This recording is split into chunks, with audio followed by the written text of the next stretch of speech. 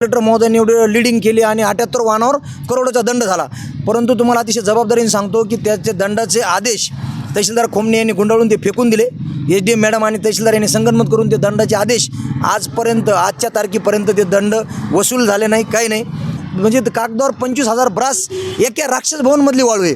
1,00,000 ब्रासपेक्षा जास्तीची वाळू ही चोरीला गेलेली आहे आणि याचे सर्वस्वी जबाबदार ऑफिसचे हेड म्हणून माननीय तहसीलदार संदीप खोमणे हे होते. तालुक्यातील जो घरकुलचा वाळू घोटाळा आहे ना, तो सध्या आता अख्ख्या महाराष्ट्रात मान वर काढतोय. कलेक्टर सरांनी गुन्हा दाखल केलेत काही कर्मचाऱ्यांवर, पण या कर्मचाऱ्यांचा मेन जो आका आहे संदीप खोमणे गेवराईचा तहसीलदार, त्यांच्यावर अजून गुन्हाच दाखल झाला नाही आहे. भरपूरदा यांनी निवेदनं दिली आहेत. आज हे सर्वपक्षीय लोक इथे जमा झालेत आणि यांचं धरणे आंदोलन चालू आहे. आंदोलन करताय.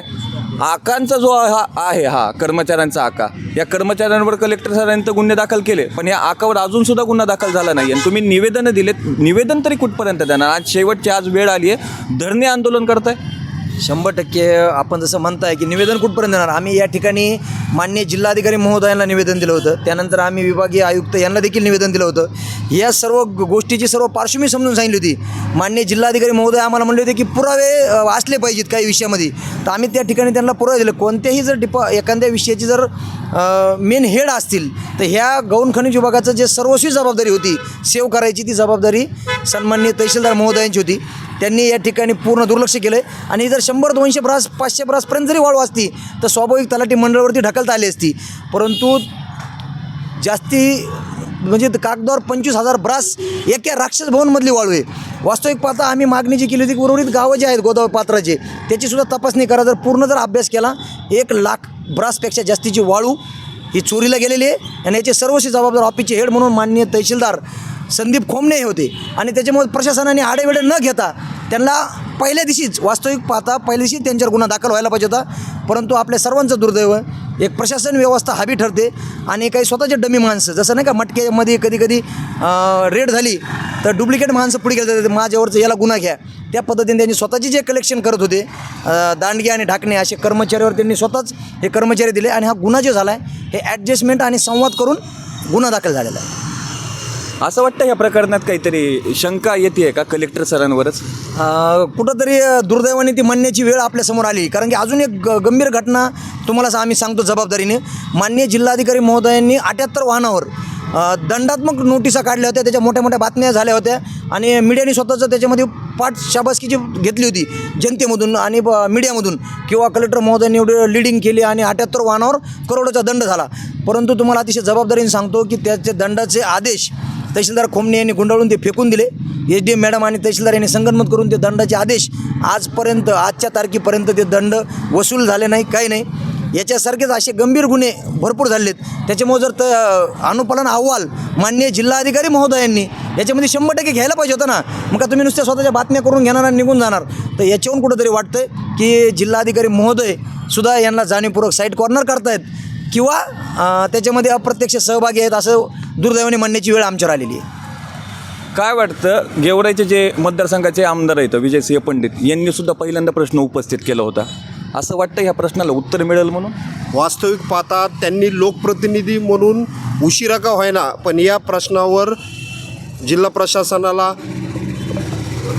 निवेदन दिलं. स्वतः त्यांनी जिल्हा प्रशासन कलेक्टरांना भेटून त्यांनी मागणी केली की संदीप खोमणे यांच्यावरती यातील प्रमुख आरोपी त्यांना करून यांच्यावर गुन्हा दाखल करावा. परंतु त्यापेक्षाही दुर्दैव बीड जिल्ह्याचं असं आहे की एक आमदारांनी मागणी करूनही जर जिल्हाधिकारी तहसीलदारावर गुन्हा दाखल करत नसेल तर सर्वसामान्य नागरिकांचं काय, असा प्रश्नही आता निदर्शनास येत आहे. आता सध्या पावसाळी अधिवेशन चालू आहे आणि या पावसाळी अधिवेशनात आमदार हा प्रश्न मांडतील अशी अपेक्षा आहे. परंतु जर या अधिवेशनात बी जर प्रश्न मांडला नाही तर मग एक नक्की होईल की तहसीलदार खोमणे आणि जिल्हाधिकारी हे लोकप्रतिनिधीलाही जुमत नाहीत आणि त्यांचा नंगानाथ ते चालूच ठेवतात असं वाटेल.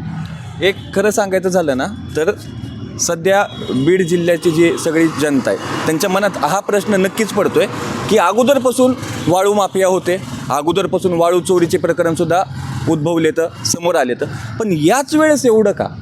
याचं कारण काय?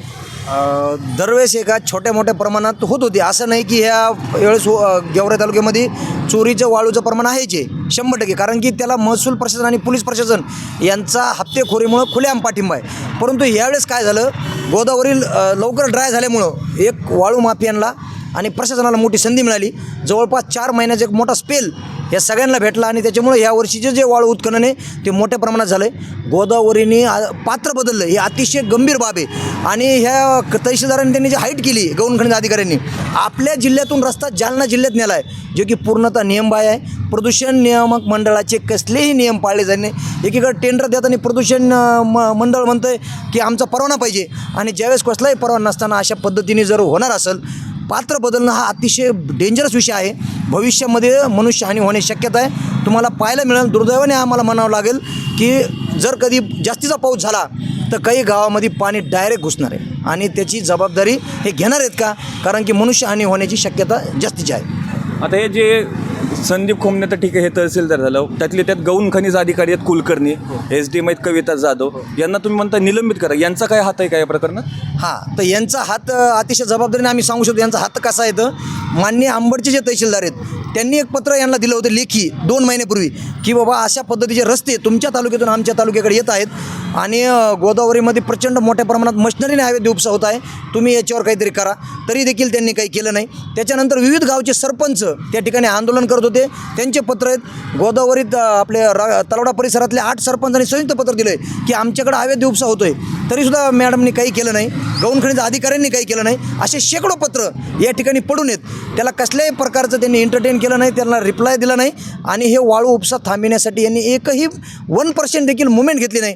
त्याच्यामुळं हे 100% सिद्ध होतं आहे की याच्यामध्ये कविता जाधव मॅडम आणि गौण खनिज अधिकारी स्वतः याच्यात इन्व्हॉल्ड आहेत आणि त्यांच्या वरदहस्तानी जे सगळं झालं आहे आणि त्याचा थेट फटका 7 लोक मृत्युमुखी पडलेत गोदावरीच्या यांच्या वाळूमुळं. हे आणि रस्ते प्रचंड रस्ते खराब झालेत. हे काय एका गोष्टीवर थांबत नाही आहे सर, याच्यामध्ये बरेच विषय. त्याच्यामुळे आम्ही नाईलाजाने गेवराईमध्ये लोकशाही जिवंत ठेवण्यासाठी सर्वपक्षीय गोदावरी बचाव समिती लीड करत आहोत आणि याच्यामध्ये प्रचंड अतिरेक आहे. आणि तहसीलदार मॅडम कविता जाधव मॅडम आणि गौण खनिज अधिकारी यांचा 100% हात आहे आणि यांनी मिळून सर्वांनी मिळून एक सिंडिकेट उभा करून हे 100 कोटीच्यापेक्षा जास्तीची वाळू उपसलेली आहे. त्याच्यामुळे यांच्यावर गुन्हे दाखल होणं गरजेचं आहे, निलंबन होणं गरजेचं आहे, जेणेकरून भविष्यात अशा घटना पुढे येणारे अधिकारी करणार नाहीत. आता हे धरणे आंदोलन करताय, आता जर का ही मागणी वापस परत एकदा जर का मान्य नाही झाली तर मग पुढं काय आता करायचं? एक नक्की आम्ही ज्यावेळेस आंदोलनाची जेव्हा भूमिका घेतली होती आम्ही सर्वपक्षीय गोदावरी बचाव समितीने, त्याच वेळेस आम्ही ठरवलं होतं जर कधी याला जिल्हाधिकारी महोदयाकडे आपल्याला आंदोलनाला यश नाही आलं तर आम्ही विधान भवनासमोर जे की यांना वाचवतात असा मेसेज रोजचा की भरणे म्हणून जे कोणतरी मिनिस्टर आहेत त्यांना काय घेणं देणं आमच्या तालुक्याचं, इथं लोक मरतायत जगतायत, त्यांना तिकडे हे त्यांचा हिस्सा पोहोचवतो म्हणून ते सपोर्ट करत असतील. परंतु आम्ही आता याचं पुढचं जे आंदोलन आहे आणि आम्ही सर्वजण सदस्यांनी अगोदरच बैठक घेतलेली आहे, आमचं पुढचं आंदोलन हे विधान भवन जमा होऊन सध्या आंदोलन करतात. यांच्या मागण्या आहेत तर SDM कविता जाधव जे आहेत का त्यांना निलंबित करा, गौण खनिज अधिकारी जे आहेत कुलकर्णी यांनाही निलंबित करा आणि हा जो आकाय या कर्मचाऱ्यांचा संदीप खोमणे यांना तात्काळ लवकरात लवकर यांच्यावर गुन्हा दाखल करा. आणि जर का ह्या सगळ्या मागण्या मान्य नाहीच केल्या तर हे आहेत मुंबईला, तिथे बसून ते उपोषण करतील, आंदोलन करतील. आणि आता नवीन या प्रकरणाला वळण असं लागलं आहे, मंत्री भरणे यांचं नाव या प्रकरणाशी जोडलं गेलं. त्याच्यामुळे आता हे सरकार आणि हे बीडचं प्रशासन आता ह्या दोघांना निलंबित करणार का आणि ह्या आका जो आहे हा संदीप खोमणे यांच्यावर गुन्हा दाखल करणार का की यांना परत जायला मुंबईला जाणार, हे तिथं उपोषण आंदोलन करणं आता हे पाहणं आता महत्त्वाचं ठरणार आहे. कॅमेरामॅन मुकुंद चिंचकरसोबत मी बाला शिंदे, बीडमध्ये सध्या लोकांच्या TV पाहताय आपण.